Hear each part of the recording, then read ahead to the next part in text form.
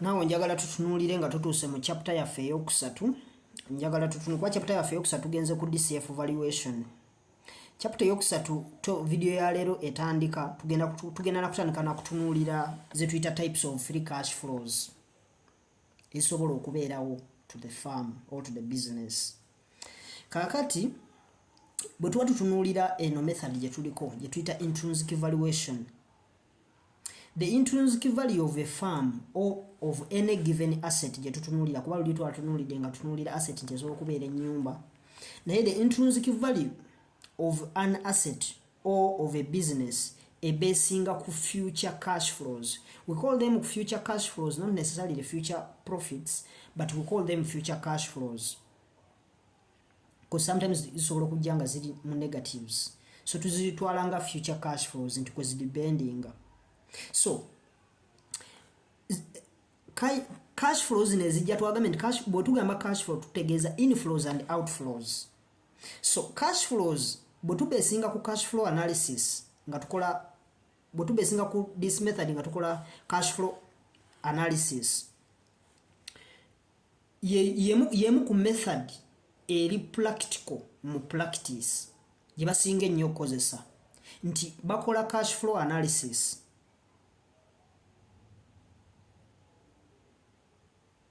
ate yemu ku the best practical intrinsic valuation methods zitukozesa mu practice. So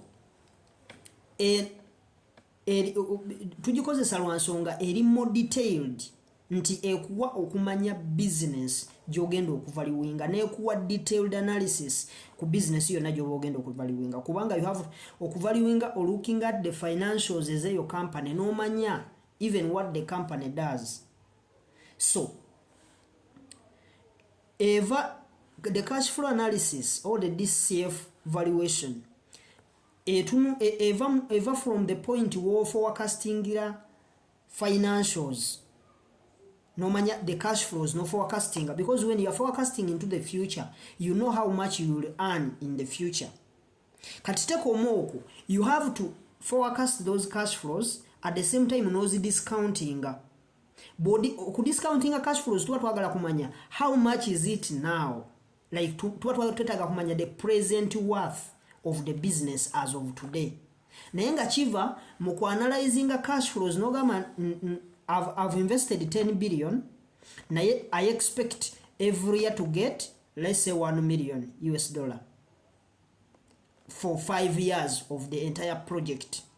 Kati bomanya nti buli after every 1 year ngenda kuba nfuna $1 million kitegeeza nti tugenda ku discounting that 1 million je tufuna buli lunaku for the 5 years nga tukozeseza what we call the discounted cash flow techniques and formula the okufuna discounting factor. We use the discounting factor, then we discount those cash flows. Naye we discount with an appropriate rate. An appropriate rate most of the times is what we call the cost of capital or the required rate of return.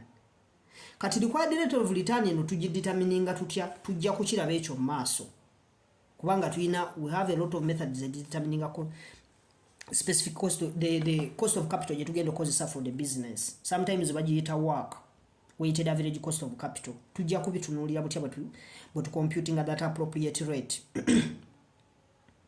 Naye formula je tukozesa mu discounting our cash flows to getting that future cash flow divided by 1 plus R. R is that rate, the cost of capital. Then we power the number of years. If the project is running for 5 years, then it will be power 5. So once we do that, we are trying to discount the future value to make it present, to manye its present worth. So you know kumanya the cash flow analysis a range starting up from forecasting cash flows into the future and discounting those cash flows back to the present to know their future worth as of today, to know their present worth. Like osobola okutunulira because for bobongo tunulira the cash flow analysis ngoyaga kuvaluinga business, the value of a business is the present value of its future cash flows. So by discounting these cash flows from the useful life of the project to present, we are trying to get how much is it as of now. That is the present value. And that present value is actually the value of the business at that particular point in time. So, the two most common type of discounted cash flow calculations that we do, there are two. We do what we call the unlevered free cash flow computations, and then the levered free cash flows. The unlevered free cash flows, those are actually the cash flows, the free cash flows to the firm. That's like the earnings before interest and tax. In other words, that is the profit that is available to the firm for distribution to both the equity participants and then the debt participant.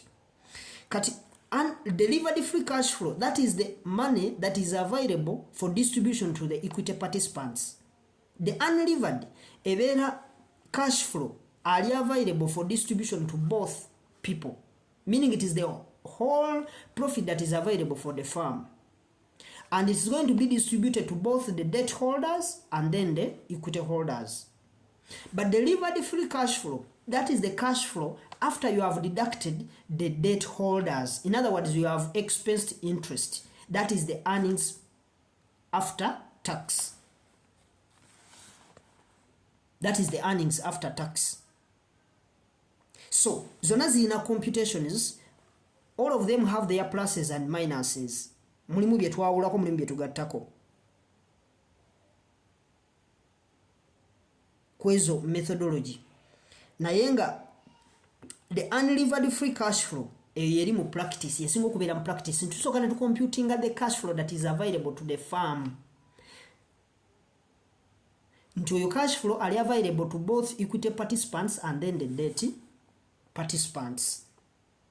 So, kye tugezaako kutunulira bwe tuba tuli ku the two types of cash flows that tugenda okubanga tutunulira.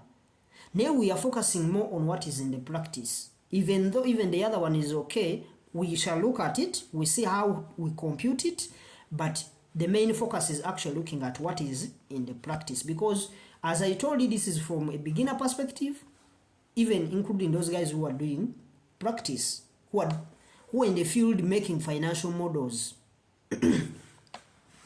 So that's what so I want us now to look at something else that will look at, in that perspective, that same perspective, we'll try to look at the consistency that we need within those cash flows. We don't care which cash flow you've taken, whether unlevered free cash flow or levered free cash flow, but we need some consistency. That if this cash flow is actually the cash flow available to the firm, it means it's going to be capital structure neutral. It's going to be neutral because we are not going to expense interest.